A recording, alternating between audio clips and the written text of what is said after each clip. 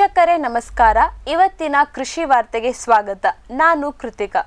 ಮೊದಲಿಗೆ ಮುಖ್ಯಾಂಶಗಳು. ಬೆಂಗಳೂರು ಮಾರುಕಟ್ಟೆಯಲ್ಲಿ ಕುಸಿದ ಈರುಳ್ಳಿ ಮತ್ತು ಆಲೂಗಡ್ಡೆ ದರ, ಕಂಗಾಲಾದ ರೈತರು. ಬೆಳೆ ವಿಮೆ ವಿಸ್ತರಣೆಗೆ ಅಸ್ತು ಎಂದ ಕೇಂದ್ರ ಸಚಿವ ಸಂಪುಟ. 2024ರಲ್ಲಿ ಅತಿ ಹೆಚ್ಚು ದರ ಏರಿದ ಸರಕು ಎನ್ನುವ ಬಿರುದಿಗೆ ಪಾತ್ರವಾದ ಕೋಕೋ. ಕ್ಯಾಂಪ್ಕೋಗೆ ಬಂದ ನಕಲಿ ಅಡಿಕೆ, ವ್ಯಾಪಾರಿಗಳು ಜಾಗೃತರಾಗಿರುವಂತೆ ಸೂಚನೆ.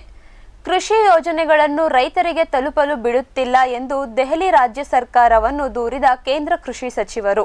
ನಾಳೆ ಮಂಗಳೂರಿನಲ್ಲಿ ಅಂತಾರಾಜ್ಯ ಗಡ್ಡೆಗೆಣಸು ಮತ್ತು ಸೊಪ್ಪು ಮೇಳ. ಇದೀಗ ವಾರ್ತೆಗಳ ವಿವರ. ಬೆಂಗಳೂರು ಮಾರುಕಟ್ಟೆಯಲ್ಲಿ ಕುಸಿದ ಈರುಳ್ಳಿ ಮತ್ತು ಆಲೂಗಡ್ಡೆ ದರ, ಕಂಗಾಲಾದ ರೈತರು. ಬೆಂಗಳೂರಿನ ಯಶವಂತಪುರ ಕೃಷಿ ಮಾರುಕಟ್ಟೆಯಲ್ಲಿ ಈರುಳ್ಳಿ ಮತ್ತು ಆಲೂಗಡ್ಡೆ ದರ ಇಳಿಕೆಯಾಗಿದ್ದು, ಕಳೆದ 3 ತಿಂಗಳಿಂದ ಬೆಲೆ ಹೆಚ್ಚಿದ್ದರಿಂದ ತೊಂದರೆ ಪಡುತ್ತಿದ್ದ ಗ್ರಾಹಕರಿಗೆ ಖುಷಿಯಾಗಿದೆ. ಆದರೆ ಮುಂಗಾರಿನಲ್ಲಿ ಅಧಿಕ ಮಳೆಯಿಂದ ಅರ್ಧದಷ್ಟು ಬೆಳೆ ಕಳೆದುಕೊಂಡು ಹೇಗೋ ಕಷ್ಟಪಟ್ಟು ಮಾರುಕಟ್ಟೆಗೆ ತಮ್ಮ ಉತ್ಪನ್ನವನ್ನು ತಂದ ರೈತರಿಗೆ ಈ ಬೆಳವಣಿಗೆ ನಿರಾಸೆ ಮೂಡಿಸಿದೆ. ಮಹಾರಾಷ್ಟ್ರದ ಸೊಲ್ಲಾಪುರ, ರಾಜ್ಯದ ವಿಜಯಪುರ, ಕಲಬುರಗಿ ಜಿಲ್ಲೆಯಲ್ಲಿ ಬೆಳೆದಿರುವ ಈರುಳ್ಳಿ ಹೆಚ್ಚಿನ ಪ್ರಮಾಣದಲ್ಲಿ ಮಾರುಕಟ್ಟೆಗೆ ಬರುತ್ತಿದ್ದು, ಬೆಲೆ ಇಳಿಯಲು ಪ್ರಮುಖ ಕಾರಣ ಎನ್ನಲಾಗಿದೆ. ಕಳೆದ ಶನಿವಾರ ಒಂದೇ ದಿನ 50 ಕಿಲೋಗ್ರಾಂನ ಸುಮಾರು 51,175 ಚೀಲಗಳು ಯಶವಂತಪುರದ ಕೃಷಿ ಮಾರುಕಟ್ಟೆಗೆ ಬಂದಿಳಿದಿವೆ. ಇದರಿಂದ ಕಳೆದ 1 ತಿಂಗಳಲ್ಲಿ ಈರುಳ್ಳಿ ಬೆಲೆ 40% ಕಡಿಮೆಯಾಗಿದೆ. ಮೊದಲು ಕಿಲೋಗ್ರಾಂಗೆ 60ರಿಂದ 75 ರೂಪಾಯಿ ಇದ್ದ ಈರುಳ್ಳಿ ಬೆಲೆ ಇದೀಗ ಒಂದೇ ಸಮನೆ ಕಿಲೋಗ್ರಾಂಗೆ 30ರಿಂದ 50 ರೂಪಾಯಿಗೆ ಇಳಿದಿದೆ. ಇನ್ನು ಆಲೂಗಡ್ಡೆಯದ್ದು ಸಹ ಇದೇ ಪರಿಸ್ಥಿತಿ. ಹಾಸನ, ಕೋಲಾರ, ಚಿಕ್ಕಬಳ್ಳಾಪುರದಿಂದ ಹೊಸ ಆಲೂಗಡ್ಡೆ ಮಾರುಕಟ್ಟೆಗೆ ಬಂದಿಳಿಯುತ್ತಿದೆ. ಅದೇ ರೀತಿ ದೇಶದ ಇತರೆ ಭಾಗಗಳಾದ ಉತ್ತರ ಪ್ರದೇಶ, ಆಗ್ರಾ, ಮಧ್ಯಪ್ರದೇಶದಿಂದ ಸಹ ಬಟಾಟೆ ಸರಬರಾಜಾಗುತ್ತಿದೆ. ಇದರಿಂದ ಆಲೂಗಡ್ಡೆಯ ದರ ಸಹ 30% ಕಡಿಮೆಯಾಗಿದೆ. ಮೊದಲು ಕ್ವಿಂಟಾಲ್ಗೆ 2,500ದಿಂದ 2,600 ರೂಪಾಯಿ ಇದ್ದ ಬೆಲೆ ಸದ್ಯಕ್ಕೆ 2,000 ರೂಪಾಯಿಗೆ ಬಿಕರಿಯಾಗುತ್ತಿದೆ. ಮುಂಗಾರಿನಲ್ಲಿ ತಡವಾಗಿ ಬಿತ್ತನೆ ಮಾಡಿದ ಅಥವಾ ಹಿಂಗಾರಿನಲ್ಲಿ ನಮ್ಮ ರಾಜ್ಯದ ರೈತರು ಹಾಕಿದ್ದ ಈರುಳ್ಳಿ ಮತ್ತು ಆಲೂಗಡ್ಡೆ ಇನ್ನೂ ಸಹ ಮಾರುಕಟ್ಟೆಗೆ ಬರಬೇಕಾಗಿದೆ. ಈಗೇನಾದರೂ ಒಮ್ಮೆಲೆ ಅವು ಮಾರುಕಟ್ಟೆಗೆ ಬಂದರೆ ದರ ಇನ್ನಷ್ಟು ಕಡಿಮೆಯಾಗಲಿದೆ. ಈ ಸಾಧ್ಯತೆಯಿಂದ ರೈತರು ಕಂಗಾಲಾಗಿದ್ದಾರೆ. ಬೆಳೆ ವಿಮೆ ವಿಸ್ತರಣೆಗೆ ಅಸ್ತು ಎಂದ ಕೇಂದ್ರ ಸಚಿವ ಸಂಪುಟ. ಪ್ರಧಾನಿ ನರೇಂದ್ರ ಮೋದಿ ಅವರ ನೇತೃತ್ವದಲ್ಲಿ ಸಚಿವ ಸಂಪುಟ ಸಭೆ ಸೇರಿ ಡಿಎಪಿ ಗೊಬ್ಬರಕ್ಕೆ ನೀಡುತ್ತಿದ್ದ ಹೆಚ್ಚುವರಿ ಸಹಾಯಧನವನ್ನು ಮುಂದುವರಿಸಲು ನಿರ್ಧರಿಸಿದ್ದರ ಬಗ್ಗೆ ನಾವು ವರದಿ ಮಾಡಿದ್ದೆವು. ಇದೀಗ ಸಚಿವ ಸಂಪುಟ ರೈತರ ಹಿತಾಸಕ್ತಿಯನ್ನು ಕಾಪಾಡುವ ದೃಷ್ಟಿಯಿಂದ ಬೆಳೆ ವಿಮೆಗೆ ನೀಡುತ್ತಿದ್ದ ಸಬ್ಸಿಡಿಯನ್ನು ಸಹ ಮುಂದುವರೆಸಲು ನಿರ್ಧರಿಸಿದೆ. 2021ರಲ್ಲಿ ಆರಂಭವಾದ ಪ್ರಧಾನಮಂತ್ರಿ ಫಸಲ್ ಭೀಮಾ ಯೋಜನೆ 2025-26ರಲ್ಲೂ ಸಹ ಮುಂದುವರೆಯಲಿದೆ. 5 ವರ್ಷಗಳ ಅವಧಿಗೆ ಒಟ್ಟು 69,516 ಕೋಟಿ ರೂಪಾಯಿ ವಿನಿಯೋಗಿಸುವ ಹವಾಮಾನ ಆಧಾರಿತ ಬೆಳೆ ವಿಮೆ ಯೋಜನೆಯ ಮುಂದುವರೆಸಲು ಸಚಿವ ಸಂಪುಟ ಒಪ್ಪಿಗೆ ನೀಡಿದೆ. ಅದಲ್ಲದೆ ಕೃಷಿ ಪ್ರಮುಖ 9 ರಾಜ್ಯಗಳಲ್ಲಿ ನೂತನವಾಗಿ ಇಳುವರಿ ವೃದ್ಧಿ ಯೋಜನೆಯನ್ನು ಸಹ ಆರಂಭಿಸಲು ಹಸಿರು ನಿಶಾನೆ ದೊರಕಿದೆ. ರಿಮೋಟ್ ಸೆನ್ಸಿಂಗ್ ತಂತ್ರಜ್ಞಾನ ಉಪಯೋಗಿಸಿ ಆಂಧ್ರಪ್ರದೇಶ, ಅಸ್ಸಾಂ, ಹರಿಯಾಣ, ಉತ್ತರ ಪ್ರದೇಶ, ಮಧ್ಯಪ್ರದೇಶ, ಮಹಾರಾಷ್ಟ್ರ, ಒಡಿಶಾ, ತಮಿಳುನಾಡು ಮತ್ತು ಕರ್ನಾಟಕ ರಾಜ್ಯಗಳಲ್ಲಿ ಇಳುವರಿಯನ್ನು 30% ಹೆಚ್ಚಿಸುವ ಹೊಸ ಯೋಜನೆಯನ್ನು ಅತಿ ಶೀಘ್ರವಾಗಿ ಕೇಂದ್ರ ಸರ್ಕಾರ ಆರಂಭಿಸಲಿದೆ ಎನ್ನಲಾಗಿದೆ. 2024ರಲ್ಲಿ ಅತಿ ಹೆಚ್ಚು ದರ ಏರಿದ ಸರಕು ಎನ್ನುವ ಬಿರುದಿಗೆ ಪಾತ್ರವಾದ ಕೋಕೋ. ಪ್ರತಿಕೂಲ ವಾತಾವರಣದಿಂದ ಅತಿ ಹೆಚ್ಚು ಕೋಕೋ ಬೆಳೆಯುವ ಪಶ್ಚಿಮ ಆಫ್ರಿಕಾದ ದೇಶಗಳಲ್ಲಿ ಕೋಕೋ ಇಳುವರಿ ಗಣನೀಯವಾಗಿ ಕಡಿಮೆಯಾಗಿದೆ. ಇದರಿಂದ ಜಾಗತಿಕವಾಗಿ ಕೋಕೋ ಬೀಜಕ್ಕೆ ಬೇಡಿಕೆ ಹೆಚ್ಚಾಗಿದ್ದು, ಭಾರತ ಸೇರಿದಂತೆ ಪ್ರಪಂಚದಾದ್ಯಂತ ಕೋಕೋ ಬೆಲೆ ಏರಿಕೆಯಾಗಿದೆ. 2024ರ ಆರಂಭದಲ್ಲಿ ಸಾಮಾನ್ಯವಾಗಿ ಕಿಲೋಗ್ರಾಮಿಗೆ 180ರಿಂದ 200 ರೂಪಾಯಿ ಇತ್ತು. ಬೇಡಿಕೆ ಹೆಚ್ಚಾದಂತೆಲ್ಲ 2024ರ ಮಧ್ಯದಲ್ಲಿ ಕಿಲೋಗ್ರಾಂ ಕೋಕೋ ಬೀಜದ ಬೆಲೆ 1,000 ರೂಪಾಯಿಯ ಗಡಿ ದಾಟಿತ್ತು. ಇವತ್ತಿನ ಬೆಲೆ ಸಹ ಕಿಲೋಗ್ರಾಮಿಗೆ 600 ರೂಪಾಯಿ ಇದೆ. ಇದೆಲ್ಲದರ ಪರಿಣಾಮವಾಗಿ 2024ರಲ್ಲಿ ಅತಿ ಹೆಚ್ಚು ದರ ಏರಿದ ಸರಕು ಎನ್ನುವ ಖ್ಯಾತಿಗೆ ಕೋಕೋ ಪಾತ್ರವಾಗಿದೆ. ಕೋಕೋ ಬೆಲೆ ಹಿಂದಿನ ವರ್ಷ ಸುಮಾರು 185% ಏರಿಕೆಯಾಗಿದೆ. ಸಾಮಾನ್ಯವಾಗಿ ಅಧಿಕವಾಗಿ ಬೆಲೆ ಏರಿಕೆಯಾಗುವ ಬಿಟ್ಕಾಯಿನ್ನ ಮೌಲ್ಯ 128%. ಅಮೆರಿಕದ S&P 500 ಷೇರು ಮಾರುಕಟ್ಟೆ ಮೌಲ್ಯ 25%ದಷ್ಟು ಹೆಚ್ಚಾಗಿದೆ. ಜಾಗತಿಕವಾಗಿ ಕೋಕೋ ಬೆಳೆ ಕ್ಷೇತ್ರ ಕಡಿಮೆಯಾಗುತ್ತಿದ್ದರೂ ಸಹ ಭಾರತದಲ್ಲಿ ಮಾತ್ರ ಕೋಕೋವನ್ನು ಬೆಳೆಸಲು ಅದ್ಭುತ ಅವಕಾಶ ಇದ್ದು, ಇದೀಗ ಒಳ್ಳೆಯ ಬೆಲೆ ಸಹ ಬಂದಿರುವುದಕ್ಕೆ ರೈತರು ಸಂತಸದಲ್ಲಿದ್ದಾರೆ. ಇದೀಗ ಒಂದು ವಾಣಿಜ್ಯ ವಿರಾಮ. ವೆಟ್ಪೆಟ್ ಗಿಡಮೂಲಿಕಾ ಉತ್ಪನ್ನಗಳು. ಬೋವಿಟೋನ್ ವೆಟ್ 33 ಗಿಡಮೂಲಿಕೆಗಳ ಜಾನುವಾರು ಆರೋಗ್ಯವರ್ಧಕ ಟಾನಿಕ್. ದೂದ್ ಪ್ಲಸ್ ಅಧಿಕ ಹಾಲು, ಡಿಗ್ರಿ ಮತ್ತು ಫ್ಯಾಟ್, ರಾಸು ಸುಲಭವಾಗಿ ಹಾಲಿಳಿಸುತ್ತದೆ. ಫಾಸ್ಟ್ ಪ್ಲಸ್ ಗರಿಷ್ಠ ರಂಜಕ, ಕ್ಯಾಲ್ಸಿಯಂ, ಜೀವಸತ್ವಗಳು, ಖನಿಜಗಳು, ಪ್ರೋಬಯೋಟಿಕ್ಸ್ ಇತ್ಯಾದಿ. ಹಸು, ಎತ್ತು, ಎಮ್ಮೆ, ಕೋಣ, ಹಂದಿ, ಕುರಿ, ಆಡು, ಕೋಳಿಗಳಿಗೆ ವೆಟ್ಪೆಟ್ ಫಾರ್ಮುಲೇಷನ್ಸ್ ಉತ್ಪಾದನೆ, ಶ್ರಮಜೀವಿಯಿಂದ ಸರಬರಾಜು. ಜಾಣ ಹೈನುಗಾರನ ಜಾಣ್ಮೆಯ ಆಯ್ಕೆ ವೆಟ್ಪೆಟ್ ಉತ್ಪನ್ನಗಳು. ಬ್ಯಾರಿಕ್ ಸೆಂಟರ್ ಫೆರ್ಮೋನ್ ಟ್ರಾಪ್ಸ್ನೊಂದಿಗೆ ರೇನೋಸಾರಸ್ ದುಂಬಿ ಮತ್ತು ಕೆಂಪು ಮೂತಿ ಹುಳುಗಳಿಂದ ತೆಂಗು, ತಾಳೆ, ಅಡಿಕೆ ಮರಗಳ ಸಂರಕ್ಷಣೆ. ತರಕಾರಿ ಮತ್ತು ಹಣ್ಣಿನ ಬೆಳೆಗಳಲ್ಲಿ ಹಣ್ಣಿನ ನೊಣಗಳ ನಿಯಂತ್ರಣಕ್ಕೆ ಬ್ಯಾರಿಕ್ ಸ್ಕ್ಯಾಚ್ ಫ್ರೂಟ್ ಫ್ಲೈ ಹಾಗೂ ವೆಜಿಟೇಬಲ್ ಫ್ಲೈ ಟ್ರ್ಯಾಪ್. ರಸ ಹೀರುವ ಕೀಟಗಳನ್ನು ಹಿಡಿಯಲು ಬಣ್ಣದ ಕ್ರೋಮ್ಯಾಟಿಕ್ ಸ್ಟಿಕ್ಕಿ ಟ್ರ್ಯಾಪ್ಸ್. ಪೇಟೆಂಟ್ ಹೊಂದಿದ ತಂತ್ರಜ್ಞಾನ, ದೀರ್ಘಕಾಲದವರೆಗೂ ಬಾಳಿಕೆ. ಕೀಟನಾಶಕಗಳಿಗೆ ಪರ್ಯಾಯ, ಪರಿಸರಕ್ಕೆ ಪೂರಕ. ಸುಸ್ಥಿರ ಸಾವಯವ ಕೃಷಿಗಾಗಿ ಬ್ಯಾರಿಕ್ಸ್. ಸಮೃದ್ಧ ಸಾವಯವ ಗೊಬ್ಬರ, ಎಂಎಸ್ಜಿಪಿ ಮತ್ತು ಕೆಸಿಡಿಸಿ ಉತ್ಪಾದನೆ, ಫಾರ್ಮ್ ಟಿವಿಯಿಂದ ಸರಬರಾಜು. ಅತಿ ಕಡಿಮೆ ಬೆಲೆಗೆ ಅತ್ಯುತ್ತಮ ಗೊಬ್ಬರ. ಇಲ್ಲ ಭಾರಲೋಹ, ಕೃಷಿ ವಿಶ್ವವಿದ್ಯಾಲಯದಿಂದ ಪರೀಕ್ಷಿತ.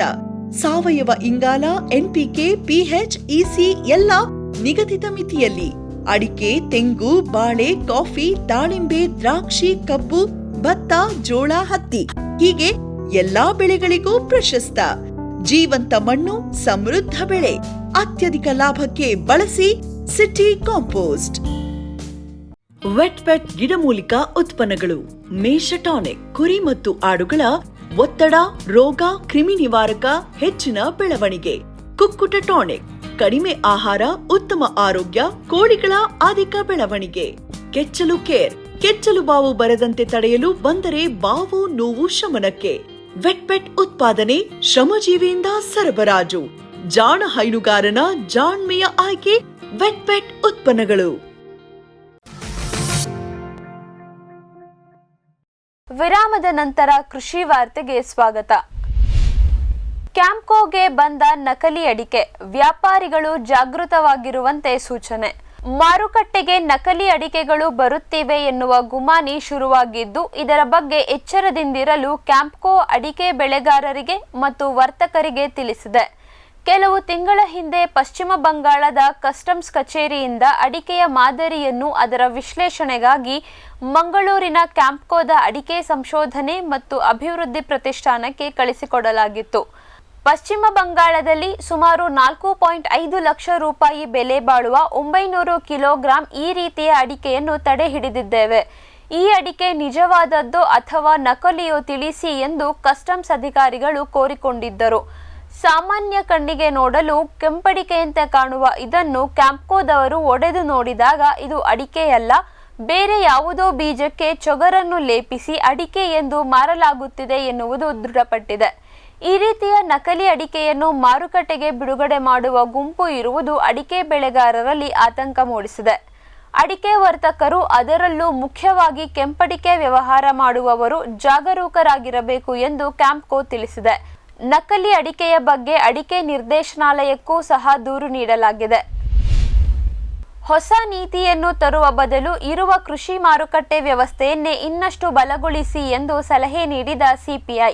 ಸರ್ಕಾರ ತರಹೊರಟಿರುವ ನೂತನ ಕೃಷಿ ಮಾರುಕಟ್ಟೆ ಕಾಯ್ದೆಯನ್ನು ಪಂಜಾಬ್ ರೈತರು ನಿರಾಕರಿಸಿರುವುದರ ಬಗ್ಗೆ ನಾವು ವರದಿ ಮಾಡಿದ್ದೆವು. ಇದೀಗ communist party of India, Marxist ರಾಜಕೀಯ ಪಕ್ಷ ಸಹ ನೂತನ ನೀತಿಯನ್ನು ವಿರೋಧಿಸಿದೆ. ಹೊಸ ನೀತಿಯನ್ನು ತರುವ ಕೇಂದ್ರದ ತೀರ್ಮಾನವನ್ನು ಖಂಡಿಸಿರುವ ಸಿಪಿಐ ಪಂಜಾಬಿನ ಕಾರ್ಯದರ್ಶಿಯಾಗಿರುವ ಶ್ರೀ ಸುಖ್ವೇಂದರ್ ಸಿಂಗ್ ಅವರು ಸರ್ಕಾರ ಇರುವ ಕೃಷಿ ಮಾರುಕಟ್ಟೆ ವ್ಯವಸ್ಥೆಯನ್ನು ಬಲಪಡಿಸುವ ಕುರಿತು ಯೋಚಿಸಬೇಕು ಎಂದಿದ್ದಾರೆ.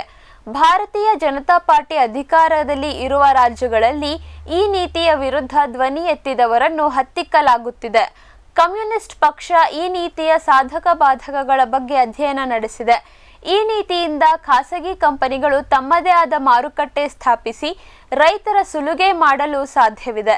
ಆದ್ದರಿಂದ ನಾವು ಈ ನೀತಿಯನ್ನು ಖಡಾಖಂಡಿತವಾಗಿ ವಿರೋಧಿಸುತ್ತೇವೆ. ಈ ನೀತಿಯನ್ನು ಹೊರತರಲು ಉತ್ಸುಕರಾಗಿರುವ ಸರ್ಕಾರದ ನಿಜವಾದ ಕಾರಣವನ್ನು ರೈತರಿಗೆ ಮನದಟ್ಟು ಮಾಡಿಸುತ್ತೇವೆ. ಸದ್ಯಕ್ಕೆ ಇರುವ ಮಂಡಿ ವ್ಯವಸ್ಥೆ ಸಣ್ಣ ಮತ್ತು ಮಧ್ಯಮ ಇಳುವರಿದಾರರನ್ನು ಸಹ ಸಂರಕ್ಷಿಸುತ್ತಿದೆ. ರೈತರಿಗೆ ತೊಂದರೆಯಾಗುವ ಈ ನೀತಿ ಜಾರಿಗೆ ಬರಲು ನಾವು ಬಿಡುವುದಿಲ್ಲ ಎಂದು ಶ್ರೀ ಸುಖ್ವೇಂದರ್ ಸಿಂಗ್ ತಿಳಿಸಿದ್ದಾರೆ. ಕೃಷಿ ಯೋಜನೆಗಳನ್ನು ರೈತರಿಗೆ ತಲುಪಲು ಬಿಡುತ್ತಿಲ್ಲ ಎಂದು ದೆಹಲಿ ರಾಜ್ಯ ಸರ್ಕಾರವನ್ನು ದೂರಿದ ಕೇಂದ್ರ ಕೃಷಿ ಸಚಿವರು. ಕೇಂದ್ರ ಸರ್ಕಾರ ರೈತರಿಗಾಗಿ ಘೋಷಿಸಿರುವ ಯೋಜನೆಗಳಾದ ಇಂಟಿಗ್ರೇಟೆಡ್ ಹಾರ್ಟಿಕಲ್ಚರ್ ಡೆವಲಪ್ಮೆಂಟ್ ಮಿಷನ್, ರಾಷ್ಟ್ರೀಯ ಕೃಷಿ ವಿಕಾಸ್ ಯೋಜನಾ, ಬೀಜ ಗ್ರಾಮ್ ಯೋಜನಾ ಮುಂತಾದ ಯೋಜನೆಗಳನ್ನು ದೆಹಲಿಯ ರಾಜ್ಯ ಸರ್ಕಾರ ಸರಿಯಾಗಿ ಅನುಷ್ಠಾನಕ್ಕೆ ತರುತ್ತಿಲ್ಲ ಎಂದು ಕೇಂದ್ರ ಕೃಷಿ ಮತ್ತು ರೈತ ಕಲ್ಯಾಣ ಸಚಿವರು ಆರೋಪಿಸಿದ್ದಾರೆ. ತಮ್ಮ ಅಸಮಾಧಾನವನ್ನು ಹೊರಹಾಕುತ್ತಾ ಸಚಿವರು ದೆಹಲಿಯ ಮುಖ್ಯಮಂತ್ರಿಯಾಗಿರುವ ಶ್ರೀಮತಿ ಅತಿಶಿ ಮೊಡ್ಲೇನಾ ಸಿಂಗ್ ಅವರಿಗೆ ಪತ್ರ ಬರೆದಿದ್ದಾರೆ. ದೆಹಲಿ ಸರ್ಕಾರ ರೈತರಿಗೆ ಮೋಸ ಮಾಡುತ್ತಿದೆ. ಚುನಾವಣೆಯ ಸಮಯದಲ್ಲಿ ಮಾಜಿ ಮುಖ್ಯಮಂತ್ರಿಗಳಾದ ಶ್ರೀ ಅರವಿಂದ್ ಕೇಜ್ರಿವಾಲ್ ಅವರು ರೈತರಿಗೆ ಉಚಿತ ವಿದ್ಯುತ್ ನೀಡುತ್ತೇವೆ ಎಂದಿದ್ದರು. ಆದರೆ ಇವತ್ತಿಗೂ ಸಹ ರೈತರ ಪಂಪ್ಸೆಟ್ಗಳಿಗೆ ನೀಡುವ ಕರೆಂಟ್ಗೆ ಖಾಸಗಿ ಲೈನ್ಗಳಿಗೆ ಹಾಕುವ ದರವನ್ನೇ ಹಾಕಲಾಗುತ್ತಿದೆ. ಯಮುನಾ ನದಿ ತೀರದಲ್ಲಿರುವ ರೈತರ ಪಂಪ್ಸೆಟ್ಗಳಿಗೆ ವಿದ್ಯುತ್ ಅನ್ನು ಕಡಿತ ಮಾಡಲಾಗಿದೆ. ವಿದ್ಯುತ್ ಯಾಕೆ ನೀಡುತ್ತಿಲ್ಲ ಎನ್ನುವ ಸರಿಯಾದ ಕಾರಣವನ್ನು ಸಹ ಸರ್ಕಾರ ನೀಡಿಲ್ಲ. ರಾಜಕೀಯ ವ್ಯತ್ಯಾಸಗಳೇನೇ ಇದ್ದರೂ ಸಹ ನಮ್ಮ ಜಗಳದಿಂದ ರೈತರಿಗೆ ನಷ್ಟವಾಗುವುದು ಬೇಡ. ಆದಷ್ಟು ಶೀಘ್ರವಾಗಿ ಕೇಂದ್ರದ ಯೋಜನೆಗಳನ್ನು ಕಾರ್ಯರೂಪಕ್ಕೆ ತನ್ನಿ ಎಂದು ಶಿವರಾಜ್ ಸಿಂಗ್ ಚೌಹಾಣ್ ಅವರು ದೆಹಲಿಯ ಮುಖ್ಯಮಂತ್ರಿಗಳಿಗೆ ಬರೆದಿರುವ ಪತ್ರದಲ್ಲಿ ತಿಳಿಸಿದ್ದಾರೆ. ನಾಳೆ ಮಂಗಳೂರಿನಲ್ಲಿ ಅಂತಾರಾಜ್ಯ ಗಡ್ಡೆಗೆಣಸು ಮತ್ತು ಸೊಪ್ಪು ಮೇಳ. ಸಾವಯವ ಕೃಷಿಕ ಗ್ರಾಹಕ ಬಳಗ ಮಂಗಳೂರು ಅವರ ಆಶ್ರಯದಲ್ಲಿ ಕೇಶವ ಸ್ಮೃತಿ ಸಂವರ್ಧನಾ ಸಮಿತಿ ಮಂಗಳೂರು, ಶ್ರೀ ಸರಸ್ವತಿ ಚಾರಿಟಬಲ್ ಟ್ರಸ್ಟ್ ಪುತ್ತೂರು ಇವರ ಸಹಯೋಗದೊಂದಿಗೆ ಜನವರಿ 4ರಿಂದ 5ರವರೆಗೆ ಮಂಗಳೂರಿನ ಸಂಘ ನಿಕೇತನ ಸಭಾಂಗಣದಲ್ಲಿ ಅಂತಾರಾಜ್ಯ ಗಡ್ಡೆಗೆಣಸು ಮತ್ತು ಸೊಪ್ಪು ಮೇಳವನ್ನು ಆಯೋಜಿಸಲಾಗಿದೆ. ಈ ಮೇಳದಲ್ಲಿ ಸೊಪ್ಪು ಸೊದೆಗಳ ಬಗ್ಗೆ, ಗಡ್ಡೆಗೆಣಸಿನ ಬಗ್ಗೆ ವಿಚಾರಗೋಷ್ಠಿ, ಸಾಂಸ್ಕೃತಿಕ ಕಾರ್ಯಕ್ರಮಗಳು ಇರಲಿವೆ. 300ಕ್ಕೂ ಅಧಿಕ ಖಾದ್ಯಯೋಗ್ಯ ಗಡ್ಡೆಗೆಣಸುಗಳ ಪ್ರದರ್ಶನ, 100ಕ್ಕೂ ಮಿಕ್ಕಿ ವಿವಿಧ ಸೊಪ್ಪುಗಳ ಪ್ರದರ್ಶನ, 5 ರಾಜ್ಯಗಳ ರೈತರ ಉತ್ಪನ್ನ ಪ್ರದರ್ಶನ ಮತ್ತು ಮಾರಾಟ, ಗೆಡ್ಡೆಗೆಣಸು ಮತ್ತು ಸೊಪ್ಪಿನಿಂದ ತಯಾರಿಸಿದ ವಿಶೇಷ ಖಾದ್ಯಗಳ ಪ್ರದರ್ಶನ, ಸಿಪಿಸಿಆರ್ಐನಿಂದ ಗೆಡ್ಡೆಗೆಣಸಿನ ಮೌಲ್ಯವರ್ಧಿತ ಉತ್ಪನ್ನಗಳ ಪ್ರದರ್ಶನ, ವಿವಿಧ ಸ್ಪರ್ಧೆಗಳು ಈ ಮೇಳದ ವಿಶೇಷತೆಗಳಾಗಿವೆ. 2 ದಿನಗಳ ಕಾಲ ನಡೆಯುವ ಈ ಮೇಳಕ್ಕೆ ಬಹುಸಂಖ್ಯೆಯಲ್ಲಿ ಜನರು ಆಗಮಿಸಿ ಮೇಳವನ್ನು ಯಶಸ್ವಿಗೊಳಿಸಬೇಕು ಎಂದು ಕೋರಲಾಗಿದೆ. ಇವಿಷ್ಟು ಇವತ್ತಿನ ಕೃಷಿ ವಾರ್ತೆ. ಕೃಷಿಯ ನಿರಂತರ ಕಾರ್ಯಕ್ರಮಗಳಿಗಾಗಿ ವೀಕ್ಷಿಸಿ ಫಾರ್ಮ್ ಟಿವಿ. ನಮಸ್ಕಾರ.